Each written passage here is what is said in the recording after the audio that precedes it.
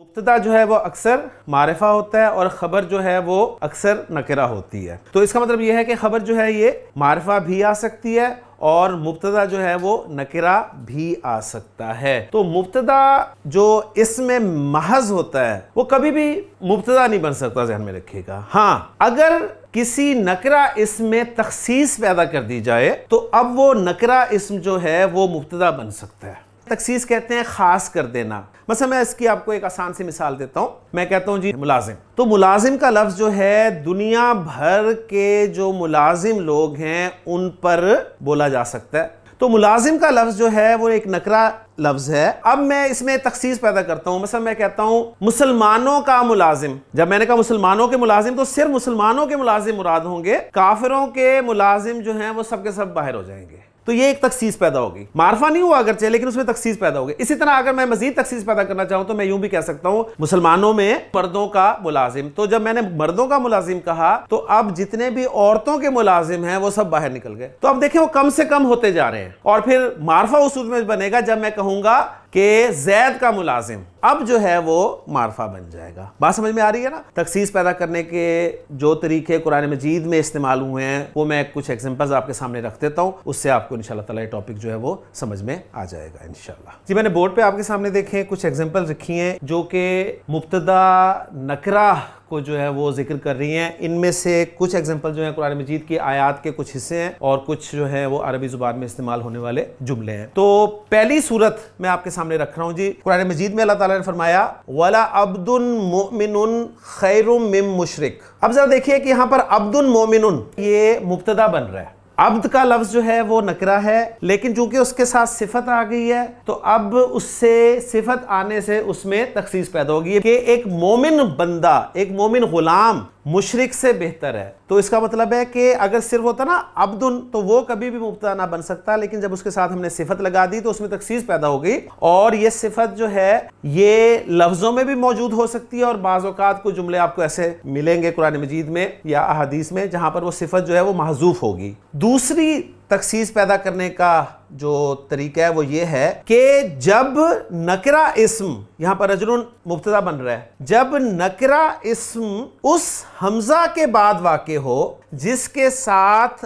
अम में मुत्तसिला, अम जो है वो दो तरह का होता है इस्तेमाल ग्रामर में, एक अम मुत्तसिला होता है और एक अम मुनक़ता होता है। हमजा इस्तिफ़ाम के साथ अम जो इस्तेमाल होता है नॉर्मली वो अम मुत्तसिला ही होता है। जब नकरा उस हमजा के बाद वाक़े हो जिसके साथ अम मुत्तसिला इस्तेमाल हो रहा हो, ये एक सूरत है तखसीस पैदा करने की। तो इसका तर्जुमा हम करेंगे रजुलन फिद्दारी, क्या कोई आदमी घर में है, अम इमराअतुन या कोई औरत। तो ये दूसरा तरीका हो गया तखसीस पैदा करने का।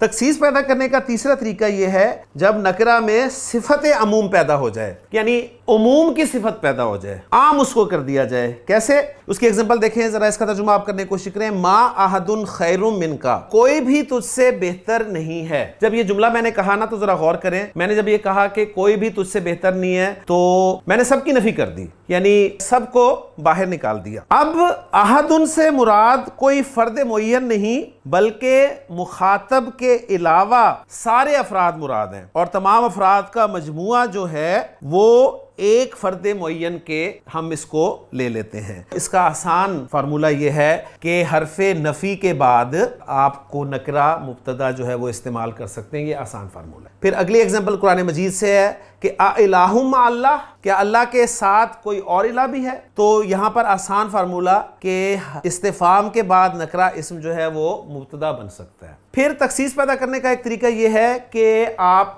मुजाफ मुजाफ इलैह कंस्ट्रक्शन लें। मुजाफ के मारफा होने का सबब कौन बनता है, मुदाफ इलैह। मुदाफ इलैह अगर मारफा है तो मुदाफ भी मारफा हो जाएगा। खमसु सलावातिन, यहाँ पर मुदाफ इलैह नकरा है, तो अगर ये नकरा है तो ये भी नकरा हुआ। अब इसको हम मुब्तदा बनाकर ला रहे हैं कि खमसु सलावाती कतबहुन्नल्लाहु, 5 नमाजें अल्लाह ताला ने फर्ज की हैं। अब यहाँ पर जरा थोड़ा सा नोट कर ले कि एक जुमला जो है ये आपका खबर बनकर आ रहा है और जुमला फेलिया खबर बनकर आ रहा है। और मैं आपको बता चुका हूं कि जब भी जुमला खबर बनकर आएगा तो उस जुमले में एक आयत का होना जरूरी है।